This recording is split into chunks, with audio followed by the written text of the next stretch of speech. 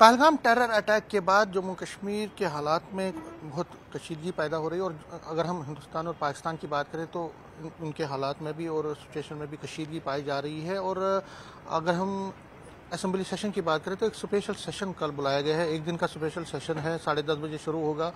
इसमें Pahalgam terror attack पर ही ज़्यादा बात होगी, उसी को फोकस में लाया जाएगा। मेरे साथ इस पर बात करने के लिए हैं leader of opposition Jammu and Kashmir assembly और बीजेपी के वरिष्ठ नेता सुनील शर्मा। शर्मा जी, कल का जो एजेंडा है क्या है, बीजेपी किस तरह से लेती? देखिए, अगर कल के सेशन की बात करें तो वैसे तो अभी तक सरकार ने या असेंबली से कोई हमें एजेंडा तो आया नहीं है, लेकिन वन डे सेशन बुलाया गया है। मुझे लगता है कि जो हमें थोड़ी बहुत इंडिकेशन या संकेत मिले हैं वो यही है कि जो पहलगाम में अटैक हुआ है उस पे डिस्कशन या कंडमनेशन, कोई रेजोल्यूशन ऐसा हो सकता है। इससे ज़्यादा मुझे नहीं लगता कि कुछ इस वक्त असेंबली का कोई और बिजनेस हो सकता है। रिसेंटली अभी 9 अप्रैल को ही साइन डाई हुआ था असेंबली, और जिस प्रकार से 22 अप्रैल को लगभग 26 भारतीयों को, 26 लोगों को आतंकवादियों ने निशाना बनाया है, और बिल्कुल निर्मम हत्या जिसे कहते हैं, बेकसूर बेगुनाह निहत्थे मासूम लोगों को निशाना बनाया है पाकिस्तान के इस आतंकवाद ने।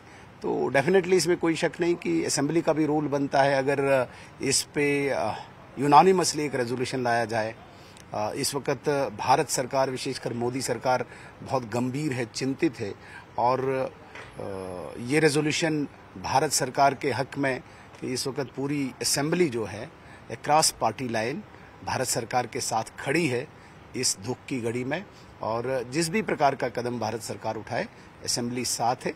अगर ये रेजोल्यूशन पास होता है तो ये एक स्वागत योग्य कदम है। मतलब आप चाहते हैं कि एक स्ट्रॉन्ग मैसेज एक रेजोल्यूशन के थ्रू वहां जाना चाहिए, और पाकिस्तान की जो हरकत हुई है, पाकिस्तान की तरफ से जो हरकत हुई है उसकी कंडेमनेशन होनी चाहिए। देखिए, इसमें कोई शक नहीं कि अगर एक रेजोल्यूशन जाता है, और चूंकि यहाँ की कानून व्यवस्था या जो भी मिनिस्ट्री ऑफ एक्सटर्नल अफेयर्स के जो भी इश्यूज होते हैं वो भारत सरकार ही देखती है, और भारत सरकार के साथ इस वक्त जम्मू कश्मीर की असेंबली अगर खड़ी रहती है तो ये स्वागत योग्य है। और इसमें कोई शक नहीं कि कंडमनेशन तो मैं कहता हूं कि बहुत छोटा शब्द है, लेकिन असेंबली इसके अतिरिक्त और ज़्यादा कुछ कर भी नहीं सकती है, लेकिन कंडमनेशन एक वेलकम स्टेप होगा। जो जब से ये अटैक हुआ उसके बाद क्या लगता है कि जो उमर सरकार है, हालांकि उनके पास सिक्योरिटी नहीं है, लेकिन उस तरह से जितना कश्मीर सेंट्रिक पार्टीज हैं जिसको आप हमेशा दोष देते हैं, लेकिन उन्होंने भी कुछ ना कुछ आवाज़ आतंकवाद के खिलाफ उठाई, तो आप क्या उससे सेटिस्फाई हैं जिस तरह से उन्होंने 22 अप्रैल को यह हादसा जब हुआ और 23 अप्रैल को अक्रॉस पार्टी लाइन्स, मैं कहता हूं अक्रॉस रिलीजियस लाइन, जिस प्रकार से जम्मू कश्मीर की जनता ने आतंकवाद के विरुद्ध एक आवाज उठाई है, मैं मानता हूं कि एक नई दिशा है आतंकवाद की लड़ाई में। और अगर राजनीतिक लोग हों या सामाजिक लोग हों या कोई सामान्य लोग हो, अगर सभी इसी दिशा में, इसी लाइन पे चले तो बहुत अच्छी बात है। हालांकि इसे करने में, इसे पहुंचने में 36 साल लगे हमें।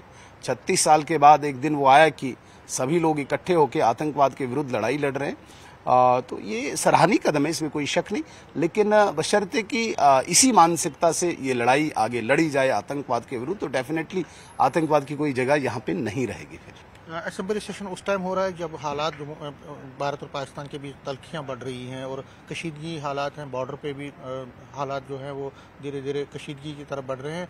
पाकिस्तान की तरफ से धमकियाँ दे रही हैं, वहाँ के होम मिनिस्टर हों, डिफेंस मिनिस्टर हों, एक्सटर्नल अफेयर्स मिनिस्टर हो, प्राइम मिनिस्टर हो, धमकियाँ ही दे रही हैं। तो इस हालात में आपको क्या लगता है जो इंडिया गवर्नमेंट ने जो रुख अपनाया है, क्या उसे सेटिस्फाई? देखिए, धमकियों पर मैं इतना ही कहूँगा, जो खाली बर्तन होता है ज़्यादा बजता है।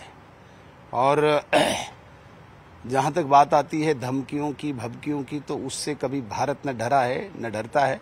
भारत एक शांतिपूर्ण देश है, भारत शांति चाहता है, और विश्व की हम शांति की हमेशा कामना करते हैं, लेकिन not at the cost of killings of our citizens, उस पर कोई कंप्रोमाइज़ नहीं है। हाँ, भारत सरकार, नरेंद्र मोदी सरकार पे हमें पूर्ण विश्वास है, वो जो भी कदम उठाएंगे वो देश की भलाई के लिए होगा, राष्ट्र की भलाई के लिए होगा।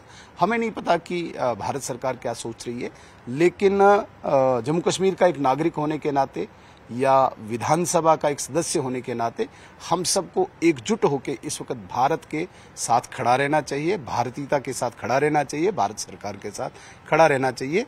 यही मैं कामना करता हूं और यही मैं अपेक्षा भी करता हूं। लास्ट में पूछना चाहूँगा कि जो के हालात हैं और प्राइम मिनिस्टर ने भी आज भी बयान दिया जो मन की बात में, तो क्या आपको लगता है कि उनकी जो बात है कि वो कहते हैं कि हम जड़ से उखाड़ देंगे आतंकवाद को, तो आपको क्या लगता है टाइम आ गया? देखिए 2014 से तो इसमें कोई शक नहीं कि जितनी भी नीतियां हैं आतंकवाद के विरुद्ध वो जड़ से उखाड़ फेंकने की हैं। लेकिन मैं इसको मानता हूं ये एक लड़ाई एक देश के साथ चल रही है और परोक्ष युद्ध चल रहा है। इस परोक्ष युद्ध में बहुत ज़्यादा ऐसे तत्व भी हैं जो कहीं न कहीं डायरेक्टली इनडायरेक्टली सपोर्ट करते हैं उस देश को, इसलिए इतना समय लग रहा है। अन्यथा आपने देखा होगा यहाँ पे सबसे बड़ी बात आतंकवाद के बाद, अगर आतंकवाद के बाद ही ये उत्पन्न हुआ है, यहाँ का कानून व्यवस्था का जो एक निज़ाम बिगड़ा हुआ था, यहाँ पे पत्थरबाजी थी, यहाँ पे अलगाववाद था, उसके साथ साथ आतंकवाद को, आतंकवादी को निकाल के एलिमिनेट करना, न्यूट्रलाइज करना, ये एक चैलेंज थी। क्योंकि आतंकवादी सीधे किसी बॉर्डर पे खड़े नहीं है जाके हमने सेना को भेजना और सेना लड़ेगी। आतंकवादी अंदर बैठ के है और कुछ ऐसे लोग जो उनको सपोर्ट कर रहे हैं, एक सपोर्ट स्ट्रक्चर है यहाँ के लोगों का जो उसको सपोर्ट कर रहा है। तो कहीं न कहीं इस सारे स्ट्रक्चर में चुन चुन के निकालना, जिसमें कोई बायलैटरल नुकसान न हो, जिसमें अपने नागरिकों का नुकसान न हो, कितने चैलेंजेस है। लेकिन जहाँ तक बात आती है, नरेंद्र मोदी जी ने जिस प्रकार से प्रण लिया है या भारतीय जनता पार्टी का एक बिलीफ है, ये यकीन माने आप कि समय आ चुका है, आतंकवाद आपको नेस्तनाबूद मिलेगा और एक स्ट्रॉन्ग स्टेप जो एक्सपेक्टेड है इस वक्त भारत सरकार से, वो जरूर होगा। न्यूज़ 18 से बात करने के लिए शुक्रिया। कैमरामैन चांद के साथ में समीर भट्ट, न्यूज़ 18 जम्मू।